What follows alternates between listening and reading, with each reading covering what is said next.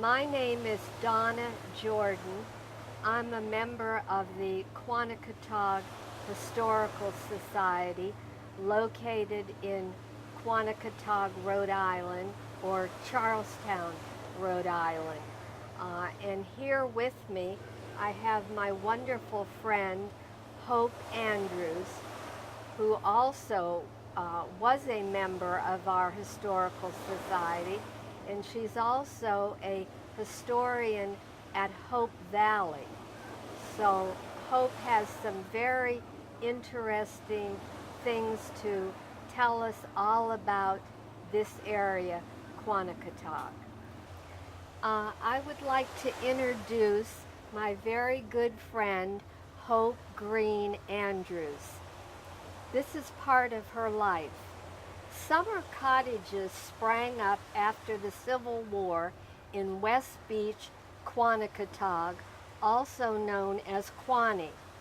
Hope Green Andrews has spent her summers here for 92 years. Her grandparents on both sides of her family began coming here in the 1880s.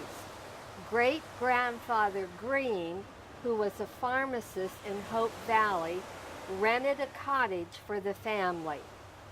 Her other grandfather, Herbert E. Lewis, built one of the first cottages on the Breachway and later went on to build a general store on the road that the well-known Mother Brindleys later occupied.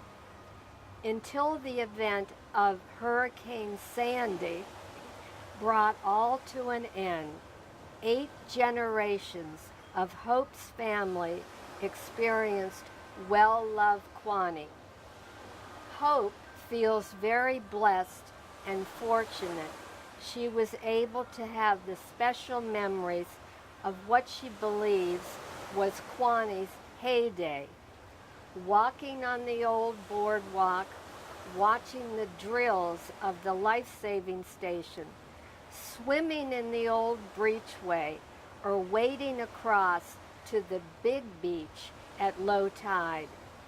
Having lunch with a great aunt and uncle at a big hotel, or being put to bed at night to the sound of the rolling bowling balls hitting the duck pins at the neighborhood bowling alley. She remembers the devastating 38 hurricane forever changing Quaney, but the joy of the new cottage, the seaside garden and roses, and raising children and grandchildren at Quaney, these are her memories. Okay, I'm Hope Green Andrews, a member of the past president of the Historical Society, Hopkinton Historical Society, and a member of Westerly, Charlestown, and Quanaketag. I think I'm a emeritus member of the Quanaketag Historical Society. But now, and also have written several articles. I wrote Langworthy Library, the first 100 years, a booklet. I wrote tidbits from the back pew for the newsletter of the First Baptist Church, and published the book Hopkinton City, the Williamsburg of Hopkinton, which was quite popular. And so I've always been interested in local history, especially Quaney. Can I say one more thing? Hope has appeared in many of our Quanaketag events. She's been on our trolley tour, speaking to people at the end of the breachway, again telling them what life was like during her time here. So she has been added and such a contribution to our historical society. Thank you so much, Hope. Oh, you're welcome. Love you. I turned the corner to come down this road, and I thought, Wouldn't it be wonderful if you could turn back the years and I was driving down that old Oh. road the way it used to be, and Oh. at the end of it, there's going to be the beach the way it used to be with Yes. all those people that I used to know. Yes. I mean, That, well, welcome to West Beach in Old Quanticontag. Most of the land here in West Beach was originally part of the what we call Whistling Chimneys, an old farm in the area, which had seaweed rights down on the water. Right after the Civil War, they decided to sell some of the land from this Whistling Chimneys, and they divided it up into house lots to make summer homes for the people. Many people came from, in this area, came from Hopkinton. Some came from Wesley, but then quite a few came from Ashaway. They had what they call the Ashaway cottages up the beach a ways. But our family and a lot of the merchants here came from Hope Valley. My great-grandparents came here in the late 1870s. As I said, my great-grandfather Green was a pharmacist, and he rented cottage from Mr. Hoxie, and I think sometimes they probably stayed in the Niantic House, the George Hotel. Some of the other hotels that were built, they had large hotels built along the Breachway. There were the Breakers, the Worcester House, the Eldridge House, and well, several others. Two of them at least had bowling alleys and stores that and livery stables that went along with them. Mr. Eldridge built a large veranda on the front of his hotel on the Breachway, and Friday nights they would have social gatherings, and some of the local musicians would come and play, and they'd dance out there. And one of the old newspaper articles said there were 100 people out on that veranda. It's a wonder they didn't fall in the Breachway. But the Breachway in those days was what we called the old Breachway. The old Breachway, well, the original Breachway in Quanticontag, I think, came in somewhere over by Whistling Chimneys. But in the 1800s, and when I was small growing up, it came in where it is now with the breakwater, and it came in straight and then curved around the corner and went over to the left toward Weekapaug. And the Coast Guard, or what they called in the earliest days, the life-saving station, was situated over there. So that Breachway was where the hotels were built, and people would go out at low tide in the old Breachway. They could swim in the Breachway. Some old postcards showed them in their old the bathing suits in the 1800s and early 1900s. The big woolly, scratchy bathing suits they had on. And I was born in 1926 at the end of this period, and we could wade across the Breachway to the big beach that reaches to Weekapaug, and play over there all day. They had boats going up and down the Breachway, and also the Breachway was a well-known place to watch the men from the life-saving station practice their drills. They would take their boats out and roll like mad up the Breachway, or they'd go out on the sand in front of the life-saving station, and the cottage stairs in this cottage, and the tourists would be there, watch them and so forth. And they would shoot, I think, what they called the Lyle gun and the Breeches Buoy, because quite a few ships were wrecked off this area, off Quanticontag. So they would shoot the Breeches Buoy out to the masts of the ship, practice doing that to save the people in the winter. do you have a picture of or a postcard I have a postcard of showing the will the Coast Coast Guard Guard. show up on there? It might. I You should can give it a try. Yes. This is a postcard of launching the lifeboat for the life-saving station, and they all have their life jackets on.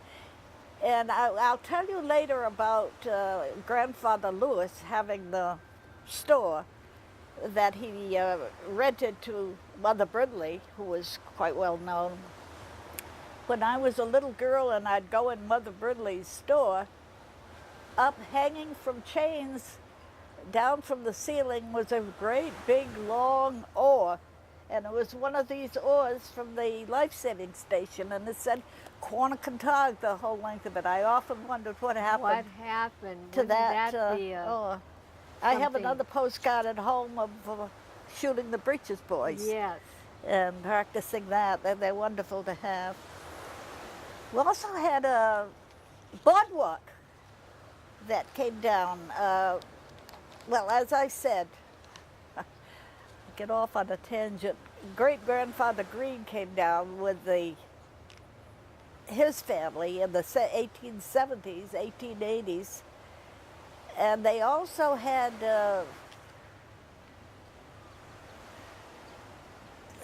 horses and wagons. They had tourists come in from Westerly, Wood River Junction. They came from Hope Valley. They came On from the train, did they from far. come? They would come in on the train, or they'd from the houses in Hope Valley and Voluntown, and they'd book and have what did they call them? The horses and wagons, party carts, party wagons. Party They'd hire the party wagons. wagons. I think they were for $1. Uh-huh. When they brought their luggage from the train, they would cost $1. But they also had young people come down in parties, and they came from as far away as Ashway and Voluntown and so forth to stay in the hotels. I often wondered how long it would take to go from Hope Valley to come down here by horse and wagon.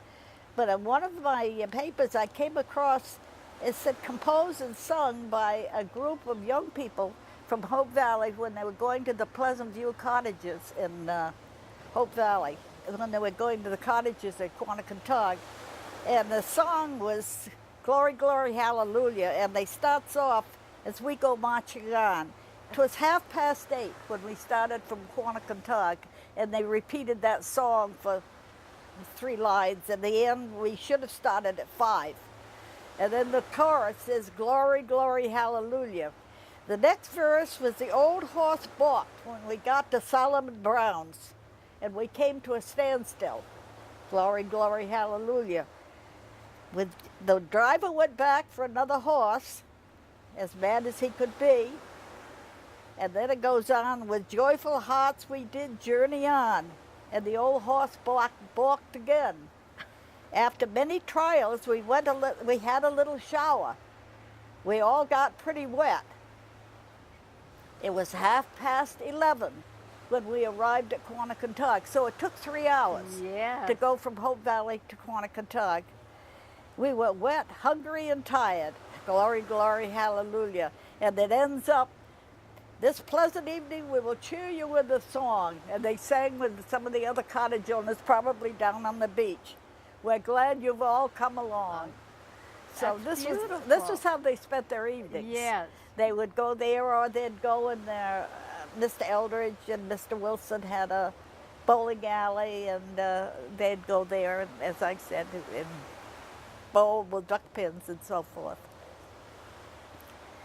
But Grandfather Lewis came in the 1890s, and he built one of the first cottages. Well, he came in 1880s, I believe. Built one of the first cottages on the Breachway, but later he built a large store, general store, right on the road. And this store had a one-story addition on the back for the family, and then it had another large building behind that he kept his horses in, but because he also had a general store in Wood River Junction, and he would pick up the people that came in on the train. And I have a picture somewhere of the party wagon bringing some of the people from the train to the hotel. So he ran the hotel, the store for quite a while, and then he, in the early 1900s, when I was born in 1925, I believe it was rented to a little lady called Mother Brindley, and she became quite famous around here. Yeah. Mother Brindley was a little short lady with had her hair cut man style, short, tubby lady from England.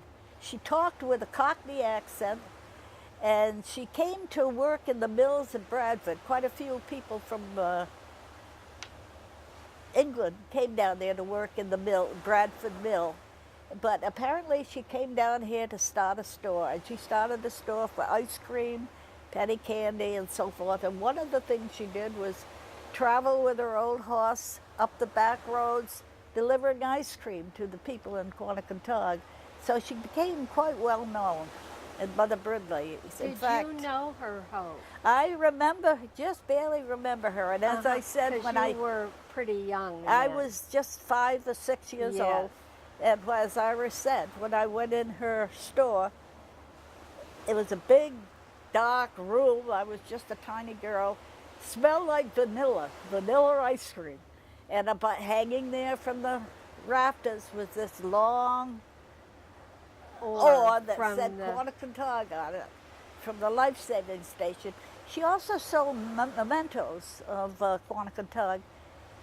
Some people had them. They had little tea sets of cream, sugar, and a little teapot that had a picture of the life-saving station on it. I saw one at a collector's show once here in Quannacontog. Little ashtrays that said Right. Quannacontog and so forth. Those would So, be valuable now. It'd be wonderful to have. 38. Yes. He wants, we want to talk a little bit about the 38 hurricane. Okay. I remember the 38 hurricane. As I said, I was here I was born in 26, so about 1931, I remember walking up the boardwalk with Grandpa Lewis, and the boardwalk came in front of the hotels down here on the Breachway. It was Smith in front of the hotel. Then some steps went up right about the cottage over there and around here and up as far as the Midway cottages, and then down. The steps went down, and then further on you could see the Ashaway cottages. So that's where it ended. I remember standing there holding my grandfather Lewis's hand. He was a big man, as I remember, that walked with a limp and had a cane. He had a wooden leg. He had a horse when he was a young man, run away with him and broke his leg, so he had a wooden leg. And he held me by the hand, and we looked out at sea, and he stopped and said, "Hope, look over there and see that sailing ship." And there was a sailing ship, 4 or 5-masted schooner, going across the ocean from New York toward Block Island in full sail. And I looked up at him, and he said, "Remember that, because in a few years, those will all be gone." So if he hadn't said remember it, I probably wouldn't have done it at my age. Yes. So I remembered it, but I thought later, and when we had a trolley tour, historical trolley tour here, and I always told this story. I remembered Grandpa telling me that, and thinking, in just a few years, that must have been 1931. In 1938, just a few years later, the hurricane came through, the 38 hurricane, and washed everything away. Grandpa Lewis's cottage was about the only one left standing. All the other cottages, most of all the other cottages went. A lot of lives were lost because of the tidal wave. And I heard some people went to your grandfather's cottage to seek refuge. his cottage apparently must have been well built. Right. And as I said, he had one big cottage that they had the barn cottage. We always called it the barn cottage. I think it was a barn originally, and it was made over into a Yes. house. And that was the cottage that he used to rent to someone in the Coast Guard station later on. And that's, at that time, one of the men from the Quanticook Coast Guard station, no, from the Watch Hill Coast Guard station was staying in it because he wasn't at home. He came later on the next day to find his wife and his children Yeah. okay. But that's where a lot of the people went. That's what I read. Yes. that, so your grandfather's That cottage cottage was still was in a very good safe condition. place. And so that this was about the end of Quaney as we knew it Yes. in the old Yeah. days. Yeah. All those beautiful hotels and boarding houses were all ruined, and They were all washed away, most yes. of them, and a lot Yes. of lives were Yes. lost Yes, in that on Central Beach. hurricane of '38. Yeah. It was the tidal waves that Yes. did most of the damage. So we've got a lot of famous things at Quaney here on West Beach. We have famous rocks, Oh yes. Profile Rock, and we have Picnic Rock, and down in front here we have Money Rock, Yes. which was a rock from the Ice Age when it melted and so forth that left strange dots in the rock. And there's only apparently 2 or 3 of them around. And one young man in the late 1800s had someone in the family that worked in a quarry because he had some tools from a quarry, and he went out and cut some of the pieces off the rock, and the people around Ashaway and around Hope Valley and Rockville and so forth would have chunks of Money Rock on their doorstep. I have one at home. My aunt had one, and she sent hers to the Cathedral of the Pines in New Hampshire. Okay. And before she did, she wrote a letter to Mr. Pendleton here in Quanticook telling about it and what she was going to do with her rock, her Money Rock. And he claimed that there are only 3 rocks like that in the area that he knew of, and one went to Smithsonian Institution. One was at Westerly Library, and I found out afterwards it isn't there anymore. It was sold or something to raise money. And I forgot whether one went to University of Rhode Island or not. I don't know. And we have one, meaning we, the Quanticook Historical Society, in our archive center. We have a very nice piece of Money Rock that was donated by a family here by the name of Beebe. They had the rock on their property for quite a while, and the president and I at that time, Ann Doyle, went and approached the family asking if they would like to donate it to our center. And they immediately said yes, they would be happy to do that. So our rock is pretty big, about like this. And we're very happy to have a piece of Money Rock. There's so much history in it. But if you look straight down this way, it's right there on the beach. And many people walk by and don't even see it. It's a hidden treasure. It's really, you're more or less Yeah. custodian of it now. Yeah. So. That's right. Like she said, we're the custodian of Money Rock. Are there other things, Hope, you would like to share? It was with interesting. us? I thought when I looked back about the hotels, about the prices, I thought of that coming down. You were able to get on the internet of a Yes. brochure of the Breakers Hotel, and the Breakers Hotel was in 1925, and at that time, if you got a front room, it was $25, If you had a room in the rear, they have 1 or 2 rooms in the rear for people, 1 or 2 people, or for 2 people, and they were $18 or $20. They were cheaper. Children under 12 were $10, but lunches, dinners, it said, were $3.50 a day, or 50 cents a night for the auto. Breakfast was 75 cents, and Sundays and holidays was $1.50. But the fare from Westerly, that would be some in the car maybe in those days, but a lot of them were still by horse and wagon, were $1 for the parties. But when Grandfather Green came in 1870s at the Niantic House, instead of $25 for the room, it was $7 a week, 50 cents for dinners. And at the St. George was $1.25 a week. I'm sorry, $1.25 a day. Yes. $1.25 a day, but $7 a week, the 1870s, and the 1970s or 2007. Now you know what they're getting, several thousand Yes. for Right. a week to stay here. So prices have changed. So that was it, and also the food that they had.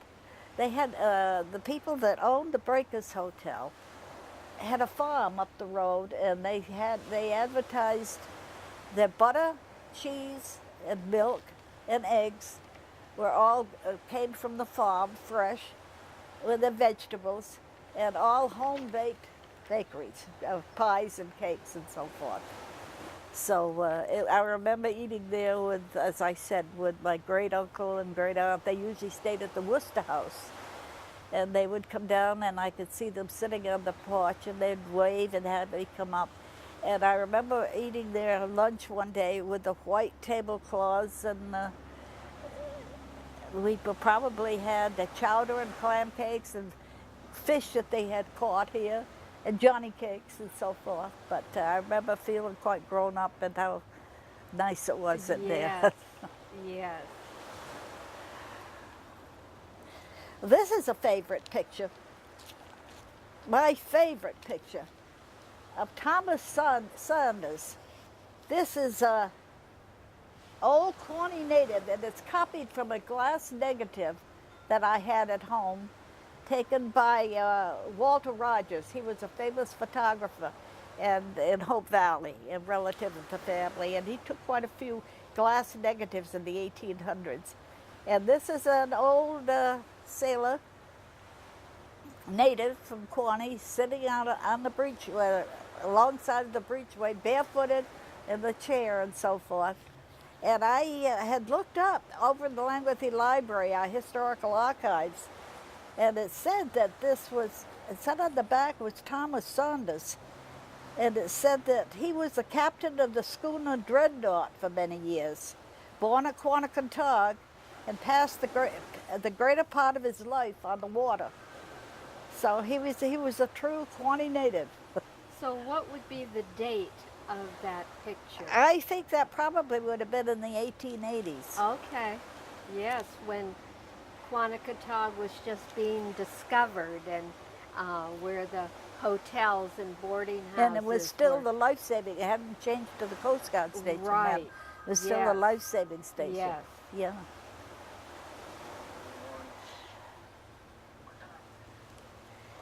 So Well, I think Hope has had some wonderful memories here in Quannacontog, and I thank you very, very much. If you have more you'd like to add, that's perfect, Hope. well, that's all I Um, can think of offhand now. So I think she's described what life was like here many years ago, and how life has changed, but it still remains a very magical place for all of us. And it's sort of like a magnet. Things were called back here, many families and so on. So People that we- have lived at Kewanee and enjoyed it, they Right. never forget it. and It's in they their share blood. it. So It's in we their all blood. love Quanaketag, better known as Quaney. Thank you, Hope.